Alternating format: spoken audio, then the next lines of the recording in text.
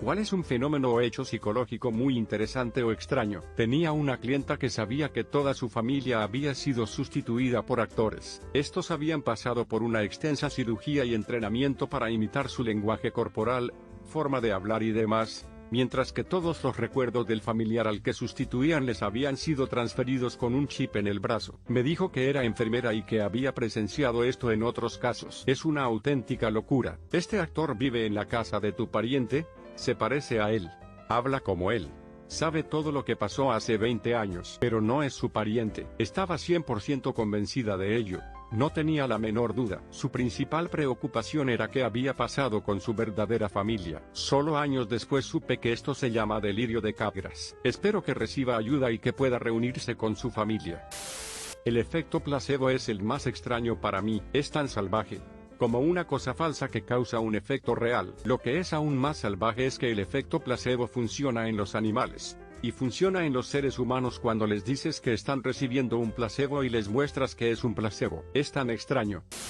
Confrontar a alguien con una información que está en desacuerdo con lo que su cerebro está acostumbrado estimula la amígdala de la misma manera que lo hace un ataque físico. Así que decirle a una persona mayor que lo que cree que es el mundo es esencialmente erróneo puede compararse con una bofetada en la cara. También puede tratarse de cosas pequeñas. Una vez intenté explicarle a mi padre que la gente gana dinero con YouTube como creadores de contenidos, y esa idea le pareció tan descabellada que se enfadó y gritó. Mi novia de entonces estaba muy confundida y asustada. Después, nos encontramos con esto mientras cuidábamos a mi abuela una vez que la demencia se había instalado. Ella seguía preguntando dónde estaban varios miembros de la familia. Originalmente mi madre le recordaba que esa persona había muerto X años. Mi abuela se enfadaba porque no se lo habían dicho antes y volvía a lamentarse. Yo estaba en el instituto y, después de verlo bastantes veces, le decía que estaban en la calle en la que estaba el cementerio en el que estaban enterrados. Ella lo llevaba mejor porque sabía dónde estaban, no porque estaban allí. Conseguí que otros miembros de la familia siguieran su ejemplo. Las visitas diarias se volvieron menos estresantes para todos los involucrados. Cuando pidas algo grande, prepárate para pedir algo intrascendente al principio, para que la persona tenga más probabilidades de decir que sí, seguido de peticiones un poco más grandes. Una vez que la persona ha dicho que sí, se siente obligada a seguir diciendo que sí. Los vendedores hacen esto a menudo. Por otro lado, si quieres algo pequeño, empieza pidiendo algo ridículo para que, en comparación, lo pequeño parezca trivial. Los vendedores también hacen esto a menudo. Además, la gente está más dispuesta a dejarte hacer algo si le das una razón. Lo interesante es que no importa realmente cuál sea la razón. Por ejemplo, pedir que se corte delante de alguien en la caja. Si preguntas, ¿te importa si corto delante de ti? ¿Es que necesito comprar estas cosas? Será más efectivo que decir simplemente, ¿te importa si corto delante de ti? Aunque el motivo sea irrelevante. Todo el mundo está en la cola porque necesita comprar cosas. Los cerebros son raros. Para más datos de psicología social, suscríbase a continuación. Es broma. Compra un libro de texto. No soy un robot.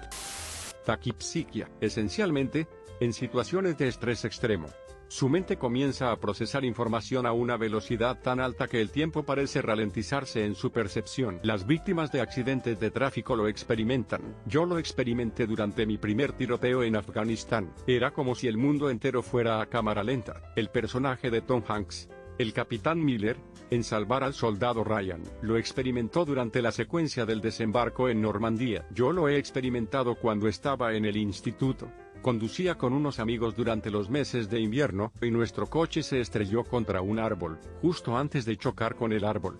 Recuerdo claramente que el tiempo parecía ralentizarse mientras atravesábamos el árbol. Era un árbol pequeño. Todo ello duró unos 3 segundos, pero a mí me parecieron 30 segundos. Recuerdo el momento justo antes de chocar con el árbol, y el momento justo después, cuando salía corriendo. Se suponía que el amigo no debía conducir a la gente todavía porque solo teníamos 16 años. No me di cuenta de que esto era algo real. Tengo SDAM, significa memoria autobiográfica severamente deficiente. No conozco a nadie más que tenga esta condición, y solo hay unos 2 artículos que pude encontrar sobre ella en Google. No es grave y no fue causado por un trauma de la infancia que yo sepa, tuve una crianza segura y bastante cariñosa. Básicamente significa que carezco de la capacidad de revisar cualquier recuerdo a largo plazo. Sé que ciertas cosas han sucedido, pero no puedo volver atrás y verlas en mi mente porque no almacené la experiencia. Hay un puñado de excepciones, que en su mayoría son recuerdos recientes. Tuve mi fiesta de 21 años hace 2 años, y no recuerdo nada de lo que pasó durante ella, pero puedo ver las fotos. Ver fotos y videos de mí mismo es súper raro porque es como ver a otra persona, porque no recuerdo haber hecho la cosa. Esto también significa que no tengo ninguna percepción de mi yo del pasado, y no me siento conectado a la persona que era incluso hace un año. Sé que mi personalidad es prácticamente la misma, pero también sé que he cambiado muchísimo en los últimos años, y creo que algunas personas piensan que estoy intentando ser una persona diferente o algo así. No es así, simplemente estoy trabajando únicamente con mi yo actual y creciendo como me parece. Es un poco molesto no poder revivir la mayoría de las cosas buenas que me han pasado, pero también me da una sensación de paz porque tampoco puedo revivir las cosas malas. Dicho esto, tengo una imaginación muy fuerte y he fabricado y rehecho acontecimientos pasados en mi cabeza para rellenar los huecos, aunque no utilice esos escenarios imaginarios para nada. Es muy extraño. Es frustrante intentar explicar esto a la gente, así que ya no lo intento a menos que me sienta cómodo y confíe en ellos. La mayoría de la gente lo desestima y dice, bueno, están ahí en alguna parte, solo tienes que encontrarlos. No están ahí, no hay nada ahí, y los desencadenantes de la memoria no suelen hacer nada por mí. Creo que una parte de ello puede deberse a que tengo TDA, y en mi caso ha provocado una mente hiperactiva, que tiene prioridad sobre lo que ocurre en mi entorno físico. Creo que he pasado tanto tiempo de mi vida en mi cabeza que no he grabado ningún recuerdo de mis experiencias. En fin, esa es mi anomalía psicológica.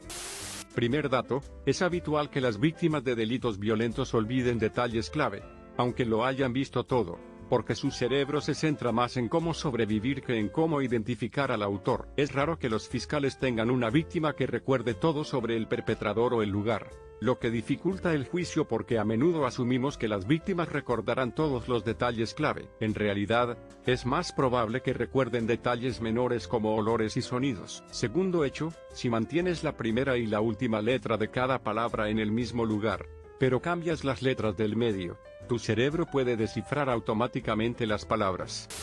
No sé lo que es, pero cuando me voy a la cama tengo presentaciones verdaderamente aleatorias en mi cerebro antes de ir a dormir. Por ejemplo, anoche, por lo que recuerdo, vi, con los ojos cerrados, un tren atravesando un desierto, un panda gigante, del tamaño de Godzilla, comiendo palos de bambú demasiado pequeños, el sol haciendo estallar una masa amarilla con dientes, mi perra, pero era azul, un helicóptero, aparcado en el suelo, con las palas del rotor tan largas que tocaban el suelo, extraterrestres infiltrados en el servicio secreto, y muchas más cosas raras y aleatorias. Es literalmente como si la capacidad de mi cerebro para filtrar los pensamientos se eliminara cuando me voy a la cama.